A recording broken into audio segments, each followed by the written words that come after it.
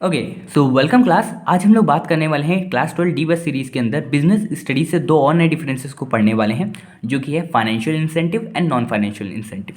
D बस series आपकी क्या होती है, मैं आप सभी को तुरंत फटाक से बता देता हूँ। डी बस सीरीज़ के अंदर हम लोग क्लास 12 बोर्ड से जितने भी अकाउंट, बिजनेस, इकोनॉमिक्स और इन्फॉर्मेशन प्रैक्टिस के जितने भी इंपॉर्टेंट डिफरेंस है, जो कि मेरे पॉइंट ऑफ व्यू से इंपॉर्टेंट है। ऐसा नहीं है कि यही एग्जाम्स में आएंगे, बस इंपॉर्टेंट है, इसलिए मैं इस सीरीज़ में आपको कवर कर रहा हूँ, डी बस सीरीज़ में, डिफरेंस सीरीज़ में। ठीक है, इसकी प्लेलिस्ट मैंने ऑलरेडी मेंटेन कर दी है मेरे चैनल पे, आप लोग सभी को फ्री ऑफ कॉस्ट मिल जाएगी। आप लोग डाउनलोड करके रख लो, उसमें सारे सारे डिफरेंसेस इंपॉर्टेंट आप सभी को मिल जाएंगे। Account, business, economics and information practice, इन चारों में से कोई भी सब्जेक्ट की आप अगर तैयारी कर रहे हो तो आप लोग एक बार उस बैच को जरूर देख लेना।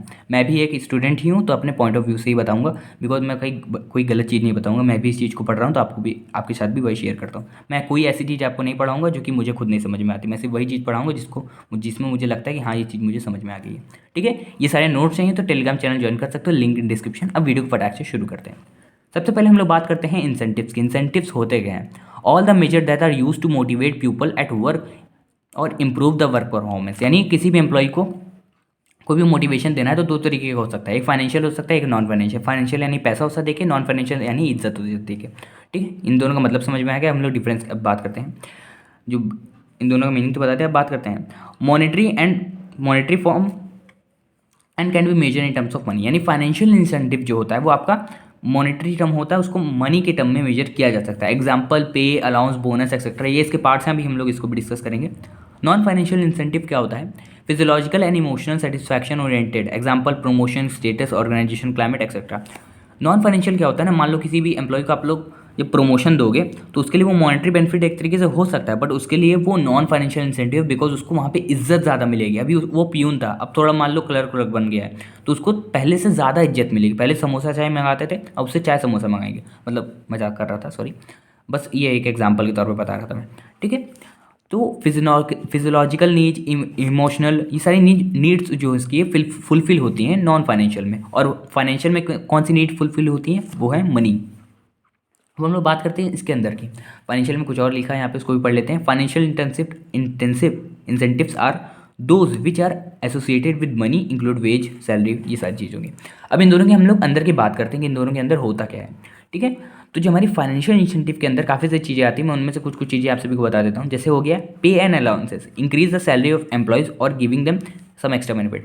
यानी मान लो कुछ एम्प्लॉय की सैलरी 10,000 है, उसको आपने किसी महीने 1,000 दे दिया, कुछ उसकी सैलरी बढ़ा दी कि अब से तुम्हें 1,000 मिलेगा, फिर कुछ एक्स्ट्रा बेनिफिट्स दे दिए, तो हो गया आपका पे एंड अलाउंस के अंदर फाइनेंशियल इंसेंटिव की बात कर रहे हैं हम लोग। ठीक है, नेक्स्ट हो गया आपका प्रोडक्टिविटी लिंक्ड वेजेस, यानी जितना ज़्यादा आप काम करोगे ना उतना ज़्यादा मिलेगा। अभी आपको 100 यूनिट बना रहे थे, आपको 10,000 मिल रहा था, अगर आप 110 बनाओगे तो आपको 11,000 मिलेगा, यानी 10 यूनिट अगर ज़्यादा बनाओगे तो 1,000 आपको ज़्यादा मिलेगा। ठीक है, इस तरीके से आप प्रोडक्टिविटी लिंक्ड वेजेस कर सकते हो, ये आपका एक प्रिंसिपल भी आप अगर आपको याद हो तो।